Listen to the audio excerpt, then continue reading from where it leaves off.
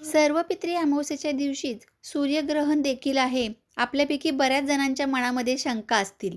हे सूर्यग्रहण भारतात दिसणार आहे का? पण नाही, हे भारतामध्ये दिसणार नाहीये. परंतु याचा काही अंशी परिणाम जो आहे तो आपल्याला दिसून येतो. प्रत्येक राशीवर थोडाफार हा परिणाम दिसणार आहे. कारण संपूर्ण जगामध्ये सूर्य हा एकच आहे. जरी तो ग्रह म्हणून आपल्याकडे त्या दिवशी रात्र असली, तरी दुसऱ्या भागामध्ये तिथे दिवस आहे. त्यामुळेच हे जे सूर्यग्रहण आहे, याची पडछाया आपल्यावरती थोडीफार असणार आहे. पण गर्भवती स्त्रियांनी घाबरून जाण्याची गरज नाहीये. ग्रहणाच्या काळात काळजी फक्त घ्यायची आहे, ती म्हणजे कोणत्याही प्रकारच्या घातक अशा गोष्टी करू नये. सरळ सूर्यमंत्राचं नामस्मरण करावं, सूर्यमंत्राचा जप करावा. याशिवाय आजच्या दिवशी पितरांसाठी कुठले उपाय करावे ते आपण बघणार आहोत.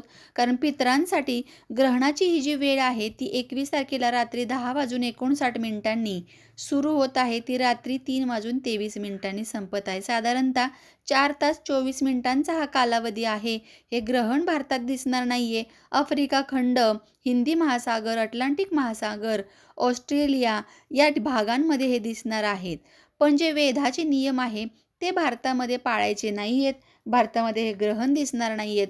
फक्त गर्भवती महिलांनी काळजी घ्यायची आहे. मनामधील शंका काढून टाका. अफवा ज्या आहेत त्या अफवांकडे दुर्लक्ष करा आणि सर्व पित्री अमावस्येला संध्याकाळी मोहरीच्या तेलाचा दिवा दक्षिण दिशेला लावा आणि पितृस्तोत्र तिथे म्हणायचं आहे बसून आपल्या बाल्कनीत किंवा अंगणात दक्षिण दिशेला तोंड करून. स्तोत्र जर येत नसेल तर मोबाईलवरती लावून हात जोडून नमस्कार करायचा आहे. पितरांची पाठवणी करत आहोत आज आपण. आज अमावस्येच्या दिवशी पितृलोकात माघारी जातात. त्यामुळे त्यांच्या प्रवासामध्ये अडचणी येऊ नये आणि या दिव्याद्वारे त्यांच्या मार्गात प्रकाश निर्माण व्हावा, यासाठी हा दिवा तुम्ही जास्तीत जास्त मोठा आणि जास्त वेळ जळेल अशा प्रकारे लावायचा आहे.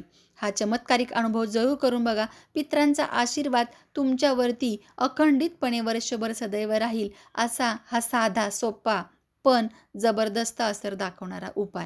प्रत्येक घराघरामध्ये हा उपाय झाला पाहिजे, यासाठी व्हिडिओला लाईक करा, शेअर करा आणि आपल्या चॅनलला सबस्क्राईब करा.